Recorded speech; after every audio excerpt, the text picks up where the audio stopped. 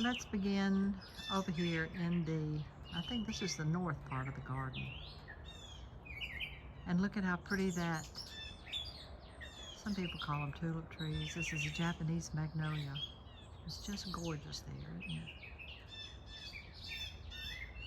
Now, here's one of my newly planted camellias, and it has teeny tiny little pink blooms on it. And look at the bottom down there, one of my favorite of all plants, and that is the daffodil. As you can see, you'll be able to tell I've planted a lot of daffodils throughout this yard. And behind it is a Mexican petunia that'll be beautiful later on, but right now it's in its dead time. We're at the beginning of March. Today is March the 6th. This is my beautiful Vitex, and I've seen several redbirds in here, but right now it's just dark sticks. And then right over here we have a crepe myrtle, white crepe myrtle that'll bloom. And then this is a shrub that I planted when we first moved here because I like to use it in flower arrangements, and I can't remember the name of it. It is not a loropetalum, I don't think. Maybe, I'm not sure. Here's my 4 seasons that have gone with me from my home on Cherokee to Panama City, and now back here to Dothan in our home here.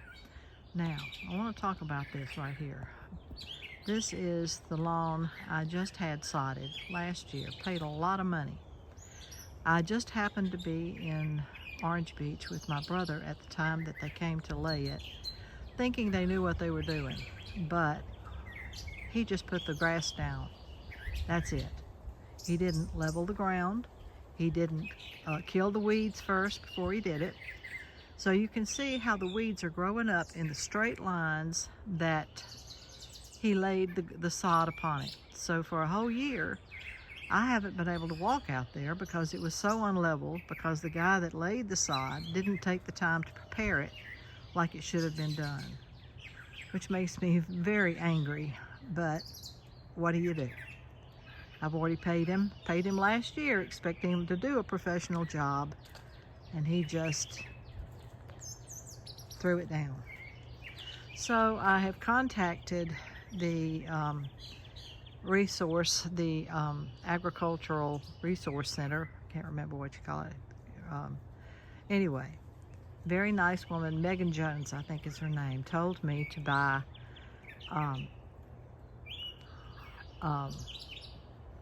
Roundup for the lawn, weed and lawn. Apparently it's supposed to kill the weeds in the lawn, and that's the one she recommended, so that's what I'm going to put on there.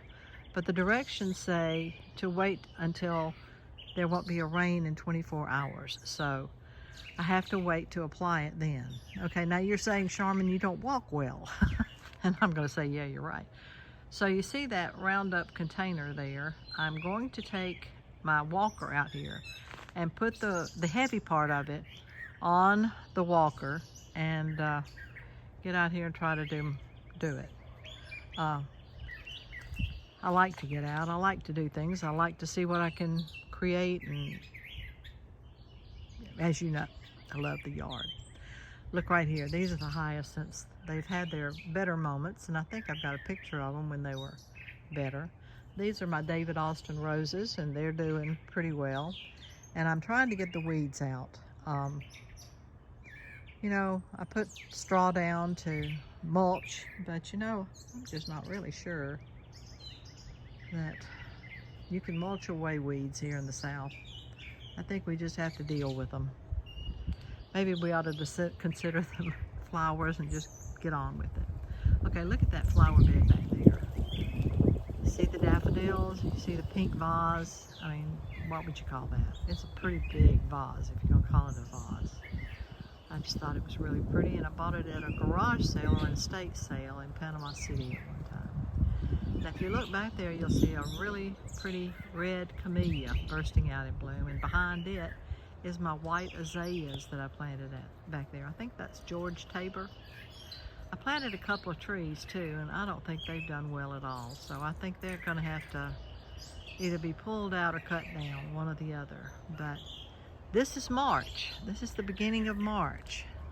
Now look right here, and you can see the beginning of my, well, there's the daffodils, and they haven't bloomed yet. And I've got those, the 12 apostles, I think they're 12 apostle lilies that they've leafed out, and they're going to be pretty at sometime.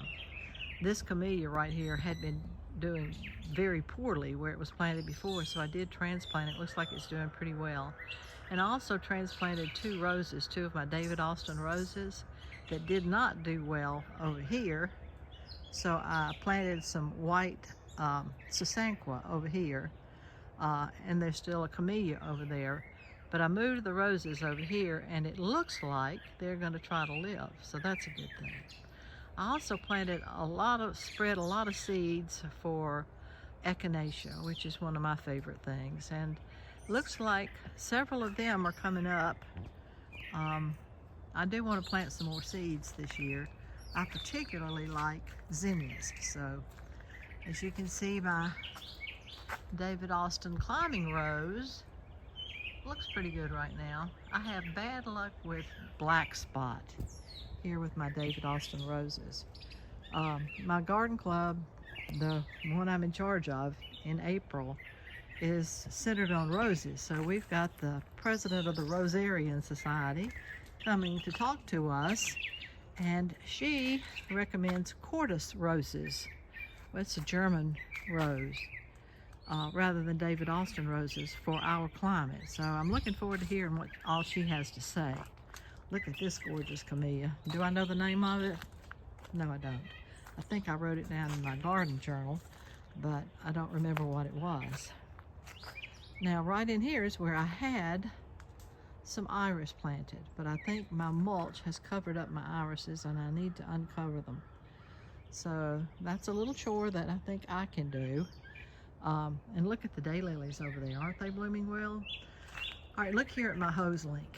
Now, I hate to have hoses spread all over the yard because I trip over them, and that's not a good thing for a lady that's had 2 hip replacements and 1 knee replacement. So I thought the hose link looked like a really good idea, and I have 2 favorite people that I watch on YouTube, and that's Dig Plant Water Repeat is one of them, with Janie, and then also Garden Answer with Laura.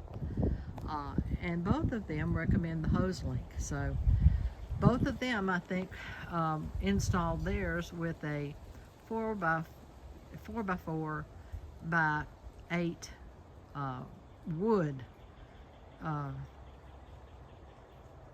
attachment.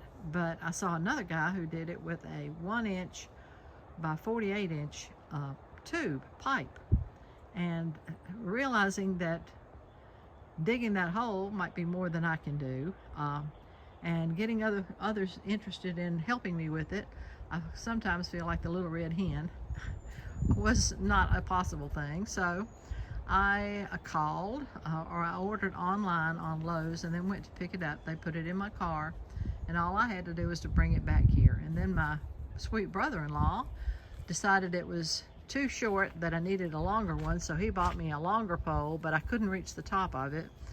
And so he also brought a mallet and a 4x4 little piece of wood that I could pound it down in. So my daughter Cecily and I started off with a bulb planter, you know, one of those long things that you can kind of stick in the ground to start my hole. And so then we could just pound it down and pound it down and pound it down. And then all we had to do was to pick the thing up and put it in the pipe, which worked out very well. So now I think that's a bit safer for me to have to deal with. So I just pull it out, and then it retracts back in. So if I plant anything I have to keep watered, I've got to start right there. Now, for this little area right here is where I'm going to plant my zinnias. I had one beautiful zinnia come up out of all the seeds that I planted last year, and I'm hoping I can plant some zinnias in here. As you can see, that is the elephant ear that's coming up behind it. So Now this area right here, I'll show it to you, but it's really junky. But it's March, remember, it's March. And being as challenged as I am with moving and stuff, I wanted a place to store my things a little bit closer to the back door so I could, you know, do one little chore at a time, and then it's not insurmountable, and I can get out here and I can feel like I've actually accomplished something. So this is right out my window where I sit with my computer and look out. So this is my area, that's my inspiration area, I guess. And this planting bench, or potting bench right here, was built for me by my sweet son, who has a furniture company in the Mobile area in Mobile. It's Azalea Home Furnishings and whatever. I'm not sure what all it is, but the name of it. But it's Andrew Ramsey, Drew Ramsey. And he's been featured in some of their design magazines there. Does a really good job, but this was his gift to me one year, and I sure appreciate it. So, as you can see, I've planted a lot of Sasanqua and camellias here in my backyard. Those over there are hydrangea, love hydrangea, and they line that other side over there and will bloom beautifully later on. And then I planted some azaleas back there, cut down the ligustrum so that it could get some sunshine, and so those hydrangea over there are the panicle hydrangeas. Can't remember the name right now, but look right here at the anemones. I've never planted anemones before, but I did these this year, and they are tiny little bulbs that give you such beautiful color. Look at that. Those are anemones. And of course we have these colorful characters throughout the backyard. I think that's Claudine there keeping watch. And then Oliver right there is the caterpillar. But my little grandchildren and I have fun with them. And of course the rabbit over there always inspires thoughts of Beatrice Potter and her wonderful garden. And I do every now and then think about having a vegetable garden, but that may be a bridge too far. I don't know. And I do have a rather shady backyard with this very big tree here. But then I do enjoy the birds. So that's pretty much what's happening here in my yard today. As you can see, I've got a lot to do with it. I'm looking forward to having the opportunity to see how this Roundup weed and lawn actually works.